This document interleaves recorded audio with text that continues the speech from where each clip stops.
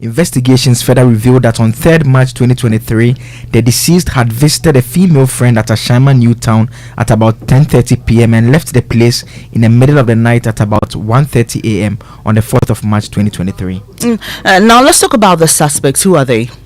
And so in terms of who the suspects are, that part of the statement says, after almost a week of painstaking intelligence-led operations, on 9th March 2023, the police arrested suspects Safiano Musa alias Dayogu and Ibrahim Abdul Rakib at their hideouts in Ashaiman.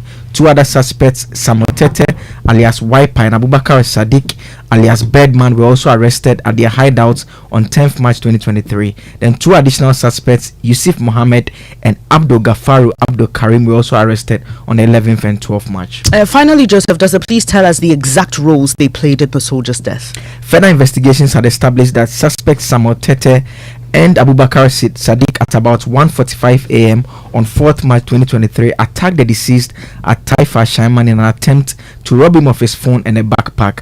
The deceased, however, resisted and struggled with the suspects.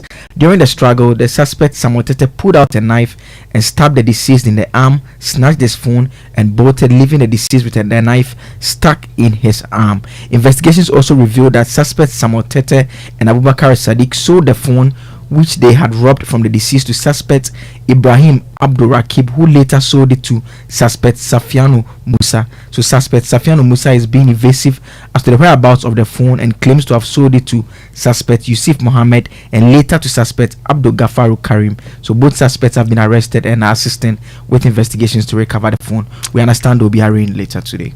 Joseph Akableda with details of a police statement on investigations into the killing of young soldier Imoro Sheriff.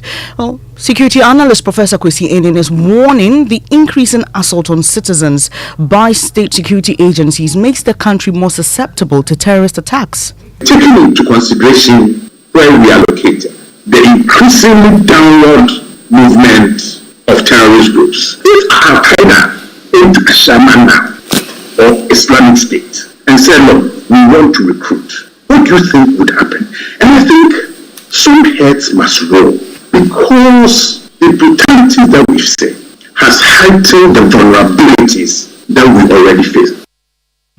You had the security analyst Professor Kwesi Enin. Away from that story, there's good news for parents whose children have not been vaccinated against measles, BCG and polio.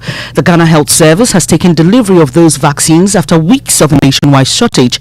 The situation created a public health concern, with the Pediatric Association of Ghana saying there were some suspected cases of death among children from measles. Director General of the Ghana Health Service, Dr. Patrick Kumabwaji, says even though there's been a delay, the situation has been salvaged. The doses that are available is enough for at least a minimum of 6 weeks across the country, while the others are brought in. So we have enough doses to cover our need for the next 6 weeks. Even though there's a delay for vaccination, the most important thing is that you will take them as and when they come. Now, following delivery of the vaccines yesterday, health experts are demanding a sustained effort to forestall a similar situation in the future. Let's do some other stories now. Former Food and Agric Minister Dr. Owusu Akoto-Afriyie is today making a case for his presidential ambition with a focus on making Agric the centerpiece for Ghana's development if elected the next president. The man, credited for the Planting for Food and Jobs policy, says Agric holds the key to Ghana's development if well harnessed with appropriate investment. He spoke to Joy News ahead of the launch of his campaign this afternoon. The vision is based on my experiences of the 6 years managing the agricultural sector and the potential that I see in it to get this country on a trajectory of accelerated economic development. And the key to that is agriculture. I see the potential. You have the former Food and Agric Minister Dr. Owusu Akoto-Afriyie.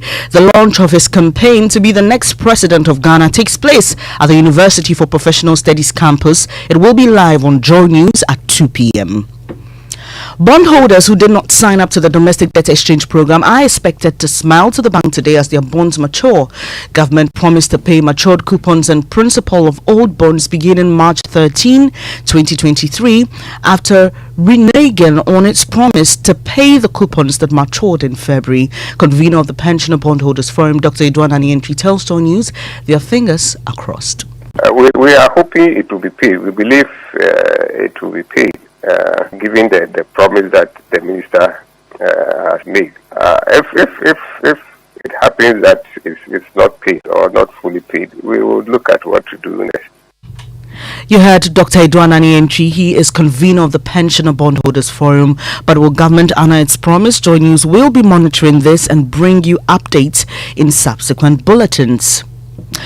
Close to 200,000 gas cylinders are locked up in a cylinder manufacturing company under government's flagship policy, One District, One Factory.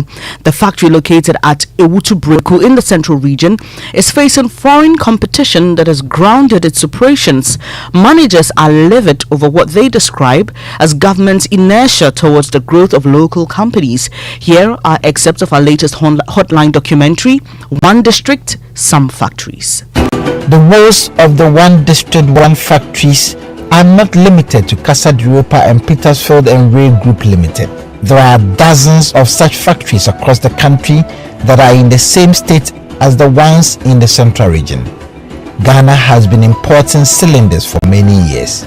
But this huge importation of cylinders should have changed with the establishment of the cylinder manufacturing company located in the Ewutu Breku district. So immediately we began our operations and we put our price out. Most of the people who were then importing immediately then decided to shift towards us. The patronage of the cylinders was huge, but today the company is out of business. Philip Asifwa is the CEO of the company. So now if you come to our factory, boss, you'll be shocked. We are now getting to almost close to 200,000 cylinders. We cannot send one out because of what these guys are doing. Those were highlights of our latest hotline documentary, One District, Some Factories, put together by Richard Kojonyako. The first part airs at 8:30 p.m. on the Joy News channel and 8:30 a.m. this morning on the Super Morning Show. And that's how we end this edition of Joy News at 6 with me, Bernice Baidoo Lanza. Thanks for your company. Before I go, our top story: please hold 6 suspects over the killing of young soldier Imoro Sharif. This morning is when you log on to myjoyonline.com. Do stay with us. The Super Morning Show continues.